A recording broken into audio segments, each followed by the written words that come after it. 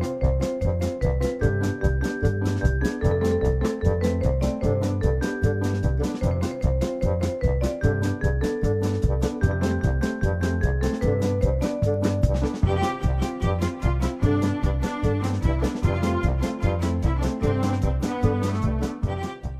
biggest influence on me playing the Dame has been Jack Tripp, who was in Babes in the Wood when I saw it, and saw the last 2 seasons before he retired, and is the best Dame I think I've ever seen. He was a trained dancer. He played the Dame for about 50 years.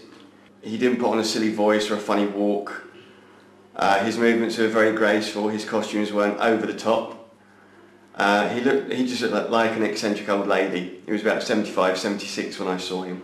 So whenever I do the Dame, I try to, I think, get as much of the essence of that into it. The next great Dame that I saw was John Inman, and saw him many, many times.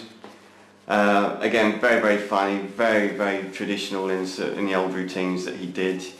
But again, it had this great warmth to the audience, same as Jack Tripp. I think the essence of the Dame having been so successful with them is because there was tremendous warmth to the audience. My boys wish him and that are very, very good to me, especially wish you, but he's a bit daft.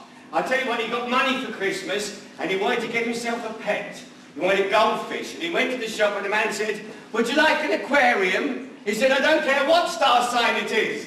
There have been lots of other great Dames that I've seen. Tudor Davies, who still plays the Dame now, every now and again, who again was a choreographer, so a lot of the reasons that he's funny is that aside from the fact that he has this warmth, his movements are very good. There are certain things that I think I've been influenced by in all of them, and things that I've taken from all of them. There are certain jokes of Jack Tripp, certain ways that he used to stand, odd little gestures, that I still keep because they're things that made me laugh, that I think are very funny. Danny LaRue is another Dame that I didn't particularly like as a Dame. The 2 things that I think I've got from him, he seems to be a real master of innuendo. And the other thing is the walk down, having something spectacular to wear at the end. And all his clothes are spectacular all the way through, but it was always something special at the end. And so I like the traditional working costumes all the way through, but I like to have something special for the end.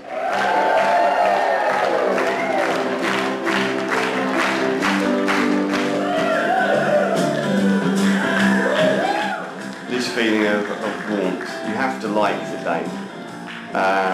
And so I found them likeable because they've been very natural. There hasn't been a silly voice, because silly voices do get very irritating. So when I play the Dame myself, my voice isn't that different to the way I usually speak. And I nod my head.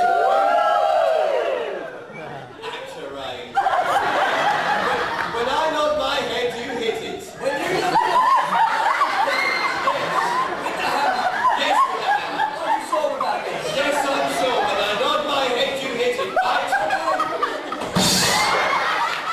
All the people that I've enjoyed as Dames have not necessarily had to dress over the top. Costume should be used as a sight gag, an initial sight gag when you come on, but shouldn't be relied on to carry your performance. Such a pity your dad isn't here to see this, he'd be so proud. It's such a pity he came to such an untimely end. What happened to him? Well, he got all health conscious.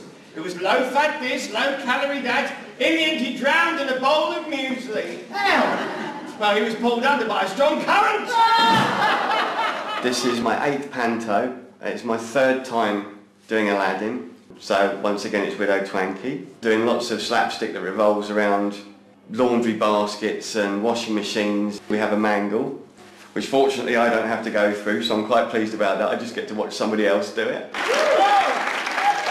Oh, wishy-washy's all squishy-squashy. Then we better try and put it back through again and see if that helps. Come on, back through. There is a definite worry that when you do things too often you just settle into it rather and just think, oh, this is the way we'll do it and that'll be it. I don't think my Widow Twankies before have been very enthusiastic. I've always looked like I'm a knackered old workhorse that is tired from the laundry, so I think this year there's been a lot more energy gone into it. Certainly in the slap 16 there's an awful lot of running about, which I haven't done before. But interestingly enough, Aladdin was the very first panto that I did as Dame. And so back to where I started from, pretty much. We're going to be in a whole lot of trouble. Jen! Put that in the washing machine, she won't never notice. I think she will. My life was torn like a wind-blown sand and the rug was worn when you held my hand. Tiny was so true, we love you. Very important element when it comes to rehearsals, the boots will affect the way you walk, the way you move, and so because I have a couple of dance routines, it's been very important to rehearse with the boots right from the beginning. And I've done a couple of rehearsals without them and it just hasn't felt right, because it does affect completely the way you walk and you move about in general. I only get into character with my boots on. You're my spark of nature's fire. You're my sweet, complete desire. Tiny was so true, What? we love you. Come again? We love you. One more time because I like it. We love you. My makeup is very simple. I have quite an expressive face, so I don't need an awful lot of makeup on for it to be effective. My eyebrows are quite trimmed back for the show, because once the foundation goes on, those are covered up and the eyebrows are drawn over the top. So when I move my eyes, the eyebrows go right up, because my face does move an awful lot. I don't have big lips, because again, if you put too much on, you lose your expression. So just almost like a little heart shape. So they're very simple things, but they are funny. The wigs that I have are made by a company called Bodyline, who make a lot of the professional wigs. They used to make all John Inman's wigs. They're a company that specialises in making hair pieces for shop dummies, so they're solid. So I have two of those. Usually it gets worn all the way through the first half, and one for the walk down. Very easy to maintain, but it also looks good. It makes it look like a polished product because it is a professional wig. So, having done Panto for some time now and having been impressed by Panto, I always think that it's the most important show you can be involved in, which is why it's so important to get it right. Because for most of the people that come to see it, which is obviously largely kids, for them it will be their first taste of live theatre. And if they enjoy it, they'll want to come again. If they have a lousy time, they'll never want to go to the theatre again. It can put them off. I'm very poor. Rubbish! I'm so much poorer than it! So it's important to have energy and enthusiasm.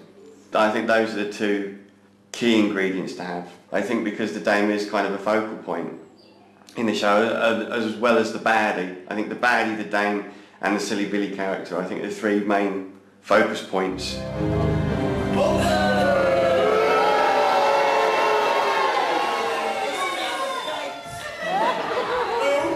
Well, that's showbiz for you. Told you Dick wasn't a thief, didn't I?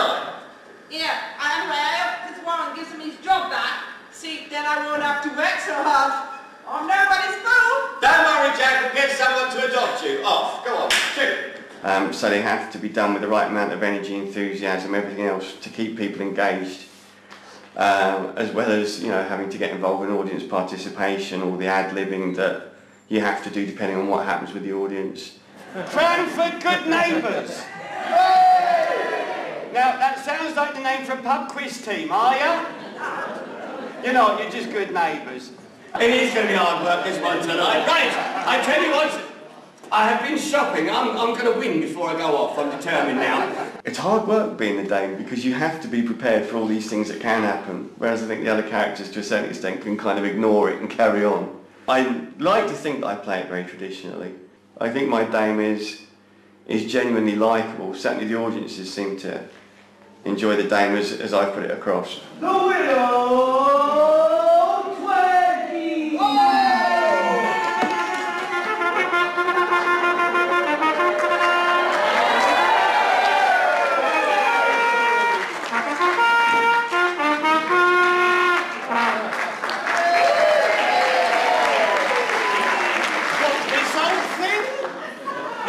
You get some good beer in Primark, don't you? Do you know how much it's cost me?